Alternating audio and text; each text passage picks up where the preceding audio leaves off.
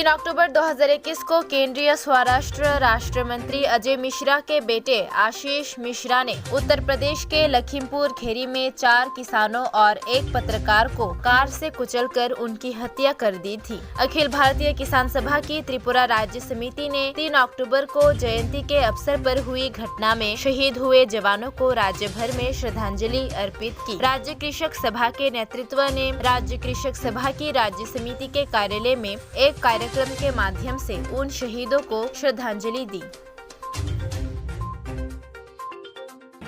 আপনারা জানেন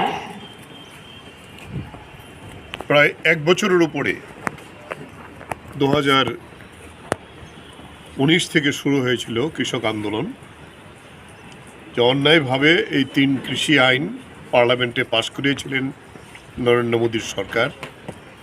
তার উদ্দেশ্য ছিল কৃষি এবং কৃষককে আমাদের দেশের কর্পোরেটদের হাতে তুলে দেওয়া।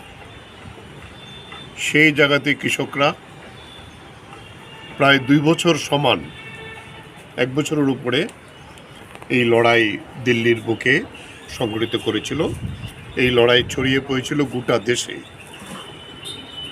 দিল্লির যে আন্দোলনে লাখো লাখো কৃষক শীত, ঝড়, বৃষ্টি, রৌদ্র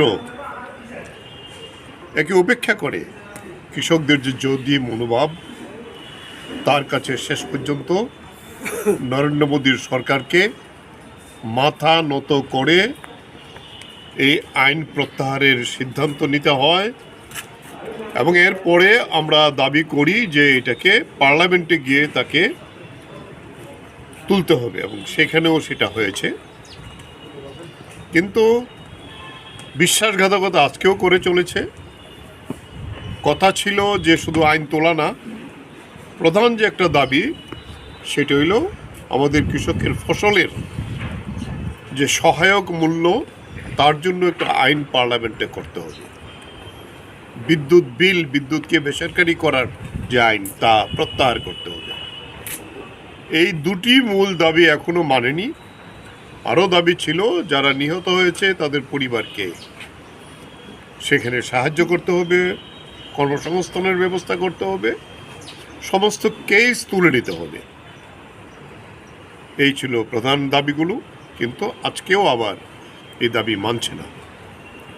আর আজকের যে ঘটনা 3রা অক্টোবর 2021, অজয় মিশ্র তিনি কেন্দ্রীয় স্বরাষ্ট্র দপ্তরের রাষ্ট্রমন্ত্রী, তিনি লখিমপুর খেরিতে গিয়েছিলেন এই কৃষক আন্দোলনকে ভাঙার জন্য মিটিং করতে।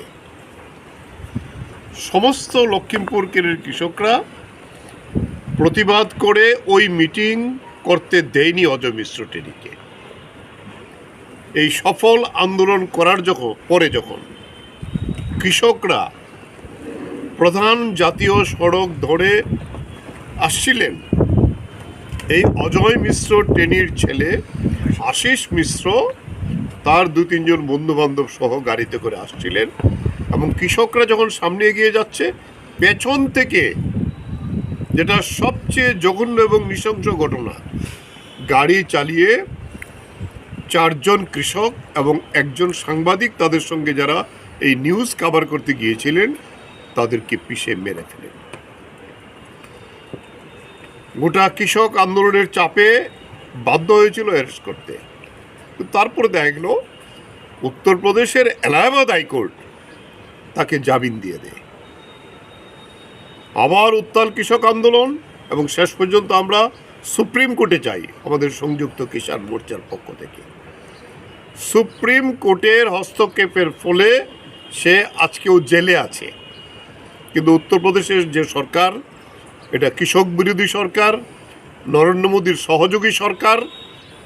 তাই আমরা আজকে এই 1 বছর পূর্তি দিবসে গোটা দেশেই এই শহীদদের যেমন আমরা স্মরণ করব, এই 4 জন কৃষক এবং একজন সাংবাদিক বন্ধু যিনি নিহত হয়েছিলেন, তার থেকে আমাদের এইবারের দাবি যে তাদেরকে দৃষ্টান্তমূলক শাস্তি দেওয়ার ব্যবস্থা করতে হবে, এবং এই কেস তাড়াতাড়ি স্পেশাল কোর্টে নিয়ে তা করতে হবে।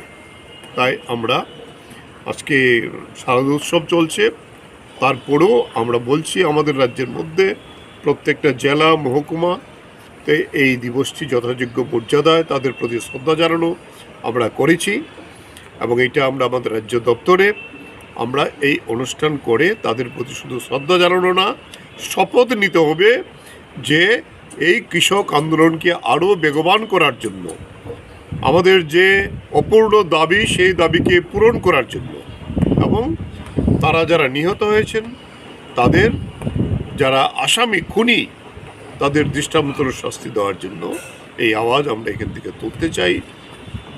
আমরা তাদের প্রতি শ্রদ্ধা জানিয়ে আমাদের এই অনুষ্ঠান আমরা এখানে করেছি। সকলকে ধন্যবাদ।